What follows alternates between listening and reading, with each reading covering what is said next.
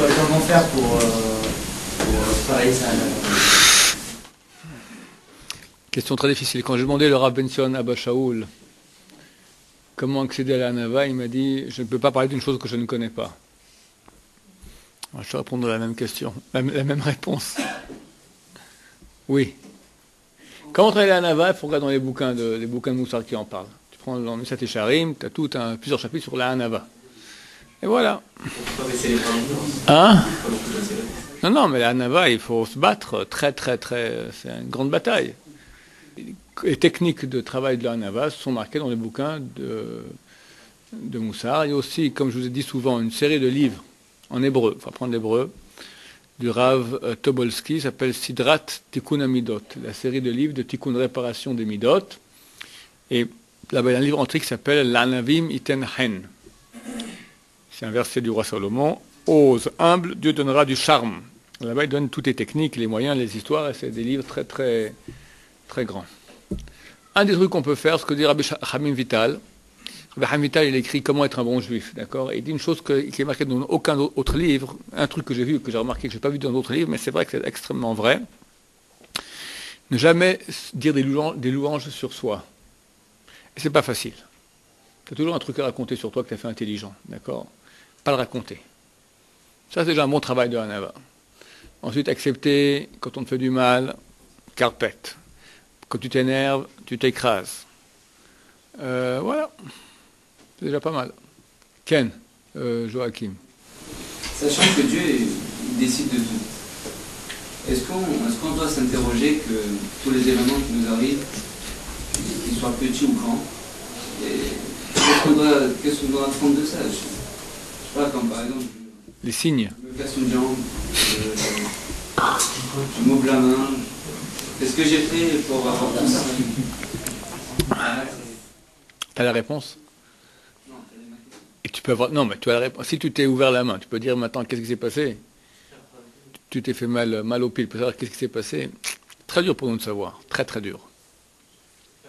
Alors, il y a deux aspects dans ta question. Premièrement, est-ce que, quand il nous arrive des choses dans la vie, est-ce qu'on doit y voir des signes? Deuxièmement, si oui, alors comment expliquer un bobo qui nous arrive au pied, un bobo qui nous arrive à la main, etc. Alors, les signes, en général, c'est très dur de définir pourquoi une chose nous arrive. Il y a des fois quelqu'un, c'est très intime, d'accord, quelqu'un peut voir un signe dans quelque chose. Il peut se tromper. Et il ne faut certainement pas se baser là-dessus. Il faut regarder raisonnablement qu'est-ce qui est juste dans la vie et aller d'après ce que la raison me dicte. Première partie. Deuxième partie, quand un bobo m'arrive maintenant, est-ce que je peux savoir maintenant pourquoi ça m'est arrivé? Ce n'est pas un signe, c'est vraiment un bobo, d'accord? C'est certain qu'il y a une raison. Mais il est très dur pour nous de savoir. Il y a des bouquins qui parlent un peu pourquoi quelqu'un est malade de ci ou de ça, mais c'est très aléatoire, c'est pas clair du tout. En général, chaque bobo qui nous arrive dans la vie, chaque problème, chaque souffrance, veut nous renforcer en Emouna. En Emouna. Parce qu'on ne comprend pas pourquoi ça arrive. Ça va mal. Et quand ça va mal, normalement, on doit lever les yeux vers Dieu. Et c'est ça le sens général de toutes les souffrances. Je l'ai raconté plusieurs fois, je la re-raconte parce qu'elle est vraiment très belle. À propos des signes. D'accord? Un couple. Bon, la moitié de trois quarts de la salle connaissent cette histoire-là. C'est pour le quart qui ne la connaît pas que je la raconte. Un couple a marié leur dernier fils. Ils rentrent du mariage et ils voient sur la table du salon 2 colombes blanches. Et hop, dès qu'ils entrent, les colombes s'envolent par la fenêtre et elles partent. C'est beau. On va marier notre enfant, 2 colombes. Bon. Très intrigués par ce phénomène, ce signe du ciel, ils vont voir le Rav Eliashiv, le Gdolador, de grande génération. Et ils arrivent à rentrer, c'est pas facile de rentrer chez le Rav Eliashiv, il a 100 ans. Le Rav Eliashiv a 100 ans, Blainara. Dieu accorde encore longue vie. Et il lui pose la question. Rav Eliashiv dit ce qu'on dit. Je pense qu'avant de partir au mariage, vous avez oublié de fermer la fenêtre. Réponse d'un grand de la Torah. Tu comprends, c'est trop compliqué. Cherche pas de signe. Tu as des colons. La fenêtre était ouverte. Ils ont dû rentrer par la fenêtre, c'est tout. Il fallait la fermer. Oui, monsieur Arabe, c'est quand même bizarre qu'aujourd'hui, mariage de mon dernier fils, à un moment, il y a que deux colons, ça ne m'arrive jamais dans le salon, les deux blancs, on est là qui s'envolent. Ouais, écoute, on n'est pas là pour voir des signes. Nous, ce qu'on voit, on comprend, ce qu'on ne voit pas, on ne comprend pas. Va pas chercher des trucs. Tu aurais pris un mekoubal, entre guillemets, à Sfarad, il t'aurait fait des tartines là-dessus. Est-ce qu'ils ont volé sur la gauche, ils ont volé sur la droite, ils ont... Baruch Hashem. Donc, il faut un juste milieu. Un juste milieu. Oui, Jaïs. Voilà, celui qui lui arrive une fois dans sa vie, il se prend des claques. À ce moment-là, il reçoit la claque et après, ce qu'Hachem attend de lui, c'est qu'il interprète les signes. L'interprétation du signe, Dieu envoie une claque, il veut effectivement qu'on interprète. Mais si on peut, est-ce que je peux interpréter pourquoi j'ai reçu une claque? D'habitude, non. Alors pourquoi je reçois une claque si ça ne sert à rien, je ne peux pas interpréter? Réponse, oui. La direction générale, elle est rapproche-toi de Dieu. Emouna, foi en Dieu. Parce que la souffrance, elle me fait toujours poser la question, pourquoi? Même un petit rien, je me tape le doigt. Pourquoi? Qu'est-ce que j'ai fait? Quelque part, c'est injuste. Je ne comprends pas. Je ne comprends pas. Pourquoi ça m'arrive? Je ne comprends pas, c'est un corollaire de foi en Dieu. Quand on comprend, il n'y a pas de foi, c'est logique. La foi en Dieu, elle est quand tu ne comprends pas. Notre monde est appelé dans Chazal la nuit. La Géoula est appelée le jour. Les nuits, c'est la galoute. On ne voit pas les bontés de Dieu. On ne les voit pas, elles sont là. Mais on ne fait pas... Dieu a une hadaga, une conduite du monde qui est voilée. Le jour viendra, on comprendra. Là, on dira, ah, je comprends pourquoi ce coup que j'ai reçu, c'était un grand cadeau de Dieu. Et la Shoah, c'est un grand cadeau de Dieu. Et tous les problèmes qu'on a à l'Inquisition, c'est impossible. Comment je peux aujourd'hui, moi, dire la Shoah, c'est un cadeau de Dieu? Ce n'est pas un cadeau, c'est une malédiction terrible. Le jour viendra, on comprendra tout le pourquoi du comment, pourquoi Dieu agit ainsi, on remerciera Dieu. Aujourd'hui, on est emunatra, on a foi, on ne comprend pas. Alors ça peut être une Shoah, ça peut être un petit coup à la main. Le petit coup à la main provient de Dieu, c'est clair. Et il vient me dire quelque chose, mais je ne sais pas quoi. Alors quoi? Il vient me dire, renforce-toi dans la non-compréhension. Ça veut dire la foi en moi, en Emouna. Alors peut-être on va épuiser ce sujet. C'est bon? Oui. Parce que dans la Gemara Shabbat, c'est marqué quand même que Mishechal Vero. Il y a beaucoup d'exemples là-bas. Un des exemples, Mishechal Vero, et la Tasson qui doit tout monter de quoi là. C'est pas un signe. C'est pas un signe. C'est marqué, donc je traduis. Celui qui tombe malade là-bas, c'est marqué, qui comprennent qui se considère comme si maintenant on a déjà mis la corde autour du cou. La suite de la Gemara, c'est qu'il faut beaucoup d'anges, d'accord, beaucoup de protection pour être sauvé. Quand quelqu'un il est là-bas dans la même page, je me souviens, c'est marqué Nafal Torah Hadad Sakina. Quand le bœuf il est tombé, alors déjà on aiguise les couteaux. Ça veut dire quand il y a une série noire qui vient, c'est vrai que maintenant dans le ciel on te regarde et attention, le din, l'ange accusateur dans le ciel, il est en train maintenant de parler sur toi mal. Pourquoi pour là qu'il y a des tuiles qui te tombent dessus. Fais attention, fais tchouva. Mais on ne me dit pas pourquoi. À moi de faire mon introspection personnelle et de voir qu'est-ce qui ne va pas chez moi. Qu'est-ce qui va pas? Quelqu'un vient de m'écrire maintenant. Il y a des tuiles sans cesse. Je peux lui dire pourquoi les tuiles arrivent. Je peux lui dire, fais l'introspection, regarde, prends Shulchan Aruch, regarde comment toi tu es compatible ou pas au Shulchan Aruch, et commence à faire tchouva. Parce qu'il est clair que si tout va bien, il n'y a aucune raison que tu aies une tuile. À moins que ce soit Issour et Ahava. Il y a aussi une notion qui s'appelle souffrance d'amour. Dieu envoie des souffrances à quelqu'un qui est tzaddik complet, qui n'a aucun péché, pour lui donner un supplément de mérite au Olam Haba. Mais ce n'est pas notre cas. C'est pas notre cas, on est très loin de cela. Quand tu as pris Shulchan Aruch, tu as tout vérifié, et puis tu es OK partout. Le Gemara dit, alors il y a encore c'est Bitul Torah.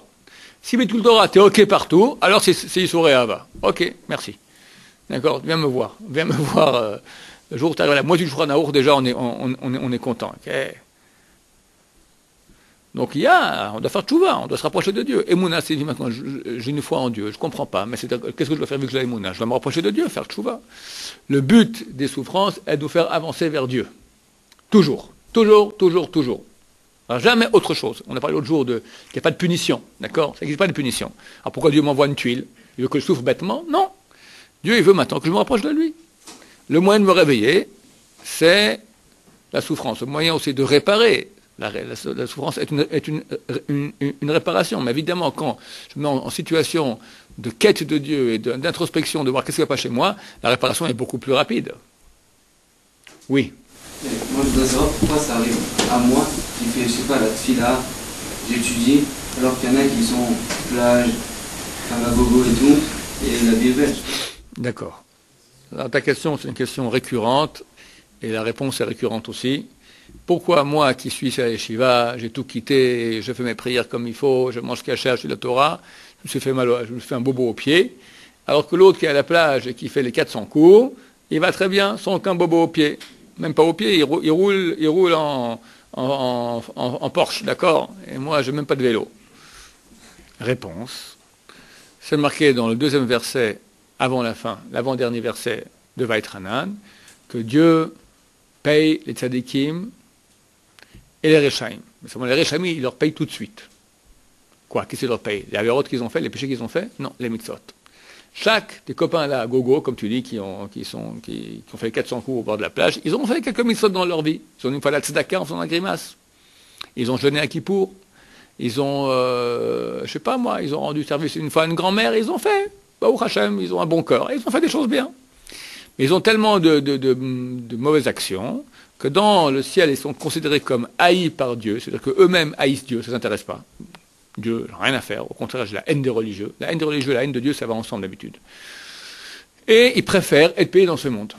Alors on ne paye dans ce monde des mitzvot qu'ils ont fait. Au lieu d'avoir Olam Haba, ça veut dire Dieu lui-même, ils reçoivent une Porsche. T'imagines un peu comment on les roule, les pauvres. D'accord?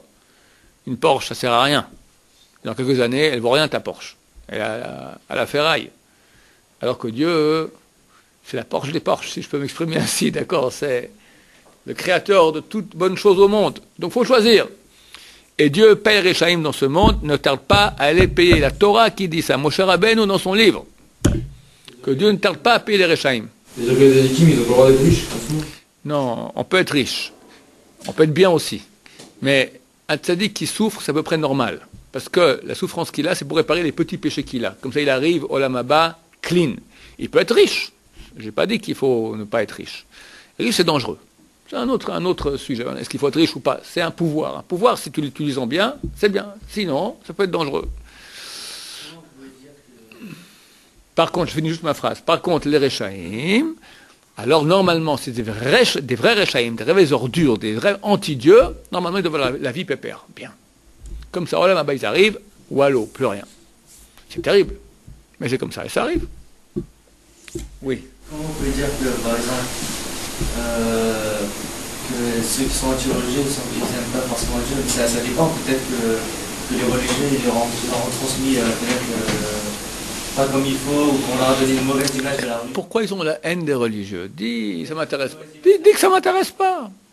Pourquoi la haine? La haine, c'est une haine, c'est marqué, comment c'est marqué exactement? Je crois que c'est le Télim 83. Il y a un Télim qui se balade ici. Passe-moi un Télim là-bas. Très actuel. Pegimel, c'est 83, c'est le Télim qu'il faut lire ces années. Shir Mizmor et Asaf, c'est le fameux, je vais raconter que durant la guerre du Golfe, ils ont interviewé, comment il s'appelle, Uri Zohar, d'accord, c'est le grand acteur israélien. Ils n'ont pas passé, les intervieweurs n'ont pas laissé placer un mot. Parce qu'il y a un intervieweur et une interview d'accord, je sais pas, vicieuse, d'accord, une interview, je sais pas quoi. Et à la fin, il leur a dit, je vous chanter une chanson. Ah, ils étaient épatés. C'est un bachois, c'est un rabbin, d'accord. Il a dit, Shir Mizmor, Shir Mizmor le Asaf. Shir, chanson, Mizmor, cantique à Asaf. Elohim. Al Domilach, Dieu ne te tait pas. Al Techerash, ne reste pas silencieux. Val Tishkot El, et de nouveau, ne reste pas silencieux, Dieu. Kine, voici, Oyevecha Yemayun, tes ennemis, Yemayun, rugissent. Umasanecha Nas Urosh, et ceux qui ont la haine de toi, lèvent la tête. Alamecha yari musod. Contre ton peuple, ils sont en train de comploter. Et tiatsu al-tfunecha, ils sont en train de voir qu'est-ce qu'ils vont faire ensemble contre le peuple que tu approches de toi. Amo, ils ont dit, lechu, allons, venachidem mingoy, on va les éliminer d'être un peuple. Velo izacher shem Israël od, et plus jamais le nom d'Israël sera rappelé. Etc., etc., etc. Aole Edom, l'Occident, Vishmaélim, les Arabes, Moab et Agrim, toute la région ici, etc., ils savent tous. À la fin, il est maudit, qu'ils disparaissent, voilà. Ils vochent ou qu'ils s'assèchent, ils bahalou adéad, qu'ils soient terrorisés pour l'éternité, verperu veovedu, qu'ils aient honte et qu'ils disparaissent. Veovedu, et qu'ils sachent, qui attache imcha Hashem, que ton nom Hashem, levadecha, est unique, ailleurs kolaretz, supérieur, en haut, supérieur à toute la terre, à tout l'univers.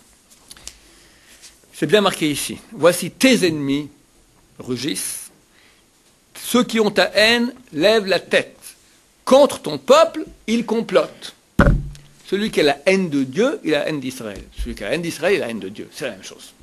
Tu as des gens qui sont antisémites viscérales. Il ne sait même pas c'est quoi un juif.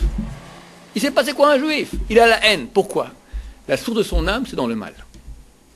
Et le mal a la haine du bien. Il y en a qui n'aiment pas trop la religion, mais qui sont sionistes. Hein, qui sont Sionistes. Ils sont sionistes, alors ils ont un petit quelque chose à l'intérieur, mais ils ont aussi une haine de Dieu. Regarde, je vais expliquer comment ça se passe. Quelqu'un est né sur terre, d'accord? On va dire un juif. Un juif, maintenant, il a le choix dans sa vie. Il peut faire du bien et du mal. Quand il fait du mal, il attire sur lui un ruach hatum'a, un souffle d'impureté qui le fait haïr ce qui est kadosh. Tu as des gens, tu les mets ici dans la yeshiva, ils sentent comme s'ils sont en enfer. Insupportable. D'ailleurs, tous, quand ils viennent chez la première fois, ils ont peur. C'est quoi? C'est toute la touma qu'ils ont bouffé toute leur vie maintenant qui dit non! Insupportable. Insupportable. Il va à Ben Yehuda, je respire. Moi, tu mets à Ben Yehuda, je me sens dans l'enfer. Je ferme les yeux, comme ça, je me sens dans l'enfer. Je sens les démons à côté, le feu, les flammes. J'arrive à Shiva, le goût du Gan Eden. Alors, qui est normal? Ça dépend où tu es. Si tu es dans la Touma, tu aimes la Touma, c'est ce à quoi tu es branché, c'est ton oxygène. Et la Gdusha pour toi est insupportable. Dans le Baal Tshuva, où beaucoup de juifs sont à mi-chemin. Moi, je me souviens que je revenais de France, d'accord? La France, c'est le bain de Touma. Je veux que tu rentres là-dedans, il faut aller au mikvé, il faut, d'accord? Je prenais la Gemara, j'arrive pas à étudier. C'est dur, j'ai pas envie, je m'endors dessus, je n'ai même pas envie de la force d'ouvrir la Gemara. C'est dur, ça me dégoûte. J'ai trempé une semaine là-bas dans la Touma, dans la boue. Comment tu peux avancer maintenant, lire la parole de Dieu? Ça ne marche pas ensemble. Et quand la Kdusha, tu prends l'avion, tu arrives en France, les premières secondes, tu es en état de choc du mal qu'il y a. Au bout d'un moment, tu t'habitues. Hein. Au bout d'un moment, quand tu rentres dans les égouts, au début ça sent mauvais, puis après une demi-heure, tu sens plus rien. Toi-même, tu sens mauvais déjà. D'accord? C'est comme ça. Alors, je ne dis pas que tous ceux qui sont anti-religieux sont gamards ou terminés, c'est des démons. Non, mais ils ont en eux des forces Touma, c'est évident. Tu vois, des fois, la haine terrible. La haine de quoi? Comme les peuples ont envers Israël. C'est exactement la même chose. C'est le même principe exactement. Tu as un microcosme dans Israël et tu as un macrocosme dans le monde entier. Pourquoi des goïms, ils ont la haine d'Israël? Qu'est-ce qu'on fait? Qu'est-ce qu'on a fait? Un pauvre peuple qui veut survivre. C'est tout. Sur sa terre qui lui appartient à ses ancêtres. Entouré de milliards d'Arabes, de centaines de millions d'Arabes, qui ont des terrains partout, voilà, des déserts énormes. Allez vous installer là-bas, il vous faut ce coin de terre-là. Et le monde entier est avec eux. Qu'est-ce qu'on a fait? Qui? Quoi? Laisse-moi vivre. Idem dans le monde israélien. Tu as quelques religieux qui disent la Torah, ça te dérange tellement. Combien de manifs, de machins, parasites, vous n'allez pas à l'armée. C'est ça qui va changer. Quelques soldats balourds avec leur période comme ça qui vont changer ton armée. Tu as 30% d'Israéliens qui ne vont pas à l'armée déjà. 30%. C'est quelques 2% qui te changent quelque chose. La haine. Écoute à la radio sans cesse. J'ai vu une fois, il y a 20 ans, j'étais à un séminaire israélien, il y a 25 ans. J'ai vu un kibbutznik qui a fait tchouva, il dit, chaque fois que je vois la radio, j'entendais qu'on parlait des religieux contre. J'ai dit, c'est pas possible, vous allez voir ce que c'est. il a fait tchouva, bon, Hachem. D'accord? Ça fait l'effet inverse, mais c'est rare, c'est rare. Comment leur donner une image plus positive? Aïe. Celui qui a la haine. Nous, regarde, nous on doit tout faire pour faire Kiddush Hashem. On doit se comporter bien. Hier on a parlé maintenant d'orthodoxes qui se comportaient mal, c'est très mauvais. C'est Chilul Hashem. Chilul Hashem, c'est-à-dire que Dieu il est prêt à pardonner tout. Mais par Chilul Hashem. Chilul Hashem ne peut être expliqué que par la mort. Rabbi Yehuda dit aussi par Kiddush Hashem. Mais c'est quoi? C'est quoi Chilul Hashem? C'est que un orthodoxe, voilà, dans la rue, je sais pas moi, il y a une vieille dame qui rentre dans le bus, il ne se lève pas. Il baille sans mettre la main devant. Il se cure le nez. Alors qu'eux, ils font ça toute la journée. Le religion, on le regarde. S'il ment, s'il vole, s'il sent pas bon, encore pire. Encore pire. Oui, Rafi. C'est normal, parce que le fait qu'il soit religieux, il représente beaucoup. Exactement. Exactement. Pour ça que Dieu dit, tu représentes mon nom, donc attention. Et moi, je suis prêt à pardonner toutes les bêtises que tu fais, mais quand tu viens et tu souilles mon nom, Chilul Hashem, souiller, profaner le nom de Dieu. Dégage, tu mérites. Toute la raison pour laquelle on est venu sur terre, c'est faire Kiddush Hashem. C'est la raison même de notre vie. Hein? C'est pas pour ça qu'il n'y a pas beaucoup de religieux, moins que ce qu'il devrait y avoir, parce que ça demande beaucoup de responsabilités, beaucoup de... Il n'y a pas de religieux, la vraie raison. Il y a deux raisons. À la base, il y a eu un mouvement de penseurs anti-religieux qui connaissaient la Torah et qui ont vraiment des grands réchaïm, il n'y en a plus aucun de ceux-là. Les grands réchaïm, il y a un siècle, d'accord? Il y a un siècle et un siècle et demi. La Scala, qui se sont battus pour ôter la Torah d'Israël. La source, je ne sais pas, c'est des âmes du Erev Rav, c'est des âmes qui viennent du Erev Rav. Erev Rav, c'est des âmes qui sont entre le juif et le goy. D'accord? C'est marqué qu'à la fin de l'exil, ils vont beaucoup se multiplier. Ça, c'est les grands antis. Et eux ont créé des mouvements juifs athées, chose qui n'existait pas avant. Tel que le sionisme athée, tel que le Bund, tel que le Nili, il y avait tout ça, l'Echou Nelcha, l'Echou Bet Yaakov, l'Echou Nelcha, Bilou, le Bilou, d'accord, etc. Tous des mouvements athées, d'habitude sionistes, parce qu'il fallait bien donner un petit coup, quelque chose de juif. Si tu deviens athée, tu n'es plus juif, il n'y a plus rien. Contre la Torah. Contre la Torah, mais une bataille de haine terrible. Terrible. Ces gens-là sont morts. Il y a quelques, aujourd'hui, grands haïsseurs de la Torah, mais eux, ce n'est pas par idéalisme. C'est par amour du ventre. Amour des ta'avot, de leur pouvoir faire, de leur désir. Et comme je dis, vu qu'ils sont une source de la Touma, ils continuent comme ça. Quelle était la question? Si c'était... C'est pas du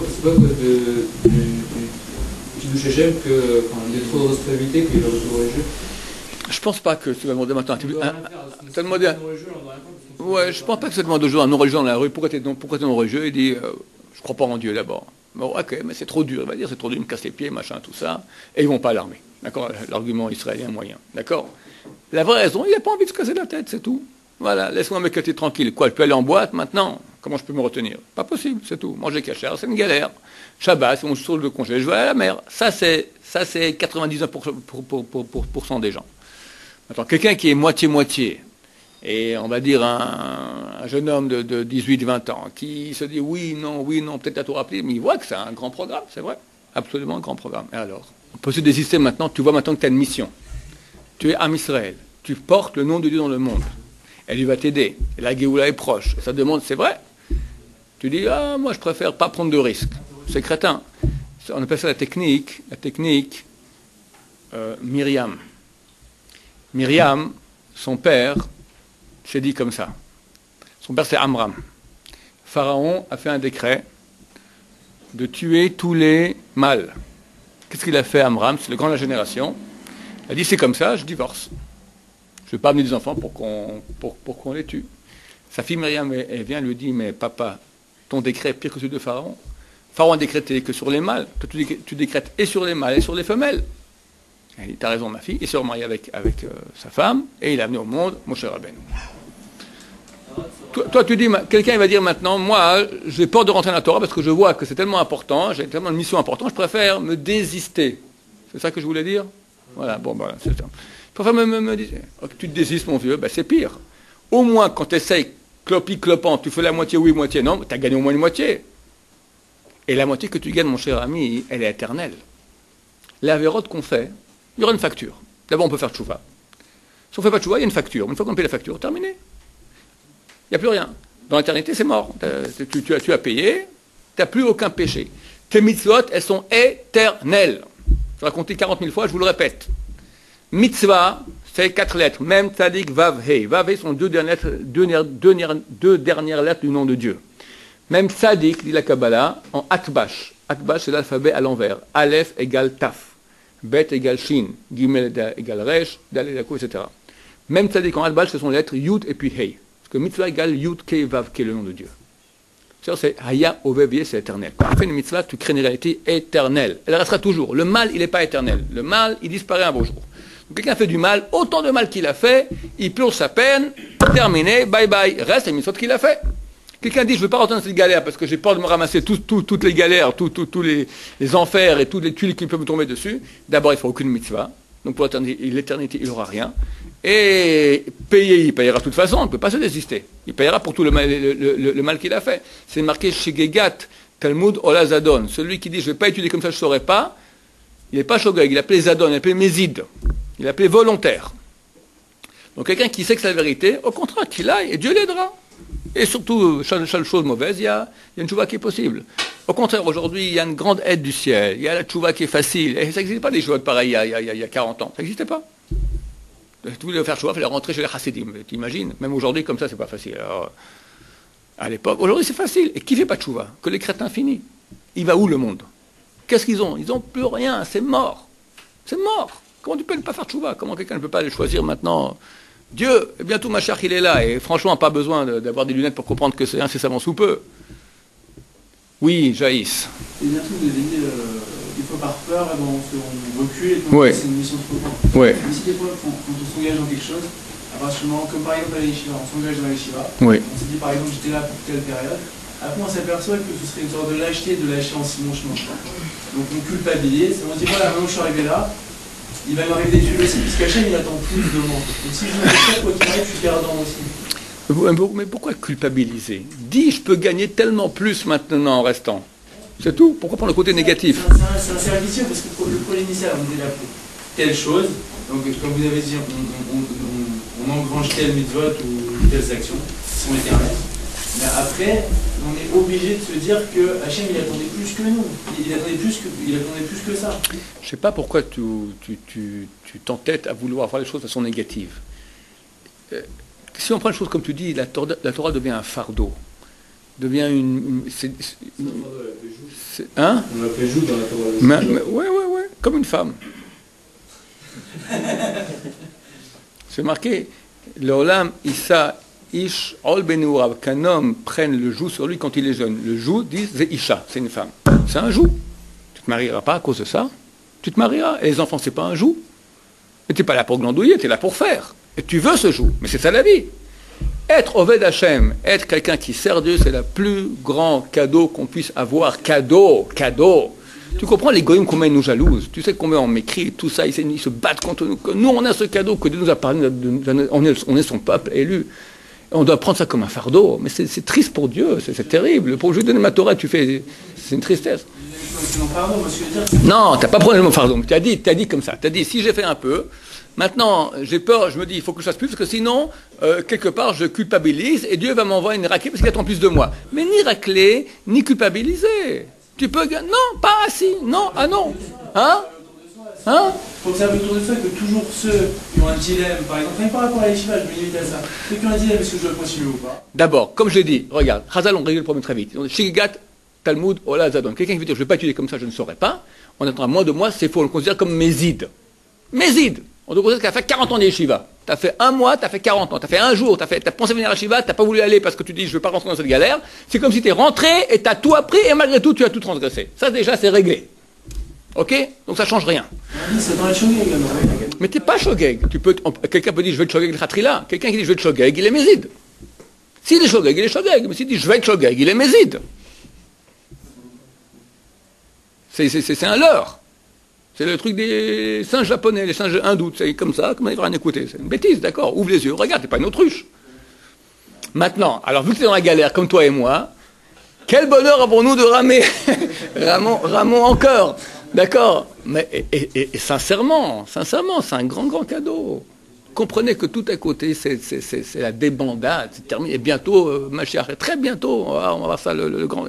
Quelle chance on a d'être ici à Yerushalayim, être dans la Kedusha, quelle chance. Combien de milliards de gens sont à côté de la plaque. Quand on les écoute, en tant que dit, genre c'est très simple. On fait la moitié, on fait le travail pour qu'on était venu, on fait nos mitzvot et après on s'en va. Genre, on fait notre travail, on s'en va, ça marche pas comme ça. On s'implique dans un projet, à partir de là, on est pris dans un engrenage. Oui. Voilà, donc c'est pas aussi simple. Mais quoi, pris comme si tu malgré toi, je suis pris. Non, vas-y, plonge dans le projet, vas-y, plonge. Non, mais des fois, même si on se perd notre triomphe de juif, Ouais. malgré tout, on se dit voilà, je dois continuer et tout, même si on sait que c'est la vérité, donc on plonge, on est ici, on a envie de plonger dans ce projet. Oui. Malgré tout, on est quand même, c'est pas aussi facile que ça. Pas facile, parce que tu as des résistances. Mais qui sont les résistances? C'est le corps, la paresse, le mal. Alors analyse, quelle est la partie en moi qui veut pas. Définis, ok, je peux pas tout faire d'un coup, je comprends bien, Dieu aussi comprend. Mais je dois définir maintenant où est la vérité, où est le mensonge. Qui m'empêche en moi d'avancer? C'est la vérité. J'ai tout à gagner là-dedans. Et olamazé, olamaba. Je suis le peuple élu. Dieu m'aime. Dieu m'adore. Dieu m'a donné cette Torah rien que pour me donner encore plus. Et je suis jalousé par tous les ennemis d'Israël. Je peux faire tellement de bien à mon peuple et dans le monde. Donc la raison me dit, c'est ça. Ah, pourquoi je veux pas? Parce que, oui, il y a une résistance. Paresse. C'est casse-pied. Quoi d'autre? Enfin, par paresse, pas grand-chose, d'accord? Paresse et envie, et voilà. Mais même ça, c'est déjà. Parce que qui dit que son Torah, c'est plus facile? C'est pas dit, ça. À part les Réchaïm, à qui on paye. C'est vrai. Les autres dans la mazée. T'as raison. En plus, c'est à l'heure. Rien quand on regarde au niveau des couples. Un type qui n'est pas oved, qui travaille sur lui-même au niveau des midotes, il ne peut pas réussir son couple. Et quelqu'un qui n'a pas son couple réussi, c'est l'enfer sur terre. Mais l'enfer de l'enfer. C'est malheureux, c'est triste, c'est infernal. Et ça, c'est le monde entier qui bouffe ça. Jour. Ils ont enfer sur terre. Rien que ça. Tu peux être dans la Kedusha maintenant, rentrer à la maison, être certain que ta femme ne te trompe pas, que tu es aimé par ta femme, et qu'elle a une confiance mutuelle, parce qu'on est Oved Hashem, on fait attention à nos yeux, à nos pensées, et on travaille nos midot, et on s'entend, c'est le bonheur sur terre. Rien que ça. D'accord, mais ce que je veux dire, c'est que ça veut dire, si vous dites qu'il y a juste un comparatif, le bien, le mal, ça veut dire à partir de quand, où est la limite où je pourrais dire, moi, dans ce que je fais, je suis chalem. Voilà, quoi qu'il arrive, ce que je fais, c'est-à-dire que même un gars qui fait 5 ans d'Isha, qui fait 10 ans d'Isha, et il se retire, parce qu'il faut qu'il vive, parce qu'il faut qu'il fasse autre chose, on pourra toujours lui reprocher. Non. Alors, c'est une bonne question. Où est la limite? Bonne question. Notre but n'est pas de faire 20 ans, 30 ans, 40 ans d'Yeshiva. Notre but, il est de faire Etzon Hashem. La volonté de Dieu. Donc, je dois analyser maintenant, qu'est-ce que Dieu veut de moi? C'est pas facile, mais pas trop compliqué à savoir. Donc je m'assois et que j'étudie. Mais il veut aussi que quelqu'un, des fois, il n'a pas le droit d'étudier. Il est assis en train d'étudier maintenant, il ne veut pas se marier. Marie-toi! Bon, il se marie maintenant. Sa femme lui dit, Jaïs, rien à manger dans le frigo. Débrouille-toi. Pochéa, criminel, sors, femme Tagmara, va travailler. On nous avait dit dans un cours qu'il y avait un rave à Nebra qui regardait la d'Akiva, il avait vu, il voyait que dans le potentiel de quelqu'un qui était un bon juif, c'est normal, il y a le potentiel du Gadolador. Lui-même avait dit ça. Lui-même sur lui-même. Non, il avait dit sur quelqu'un qui voyait par la fenêtre. Je me souviens plus de cette histoire-là, d'accord. D'accord. Il avait vu un potentiel de Gadolador. Ouais. Donc lui, il a fait un segmara pour nourrir sa famille. Il a bien fait. Oui, Non, attends. Regarde, c'est une décision c'est une décision grave. C'est pas. Ma femme m'a dit, Jaïs, il y a rien dans le frigo, sors travailler. T'as raison, Tata, je sors travailler. T'as raison, Bobonne, je sors travailler. Non, c'est pas comme ça. On va voir un rave. On va dire qui, quoi, comment, donc, où. Il va analyser. C'est des questions extrêmement graves. J'ai un barour ici maintenant. Sa mère a fait une opération en France. Il a réussi. Il sent que sa voix est faible, tout ça. Il décide, est-ce qu'il doit partir une semaine là-bas en France, oui ou non? Il est venu me voir dans mon bureau.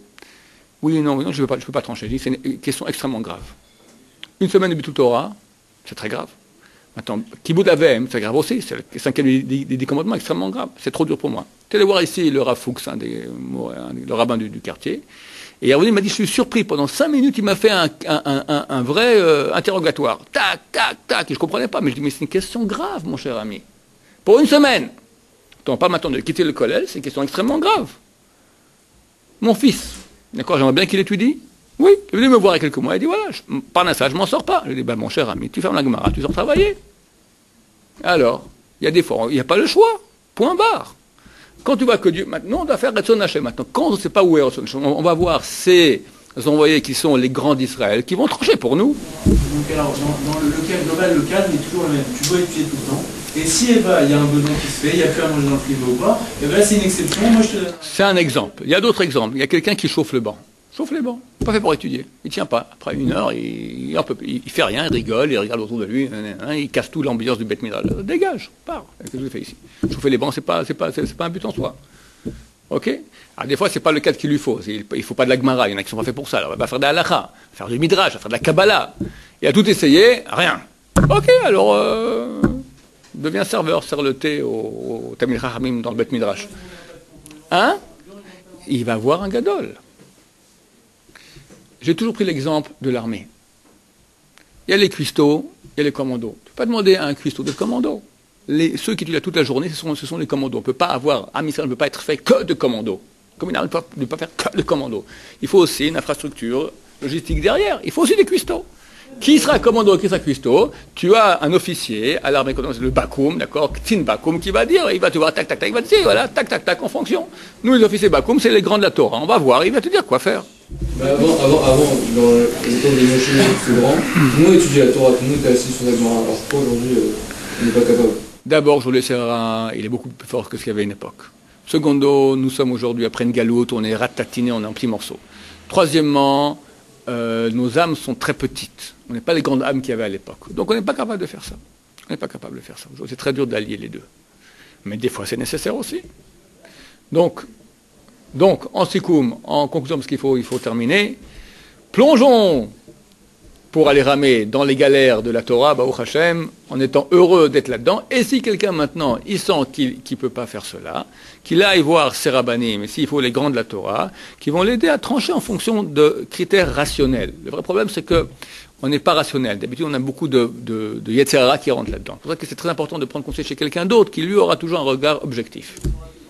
Oui, mon cher ami, on finit avec toi. Dernière question pour finir en beauté. Est-ce que vous pensez que l'homme qui va devenir Mashiach est déjà vivant et parmi nous? Parmi nous, là, je ne pense pas. Non, parmi nous, dans ce monde. Oui, il n'y a aucun doute là-dessus. Baruch Adonai.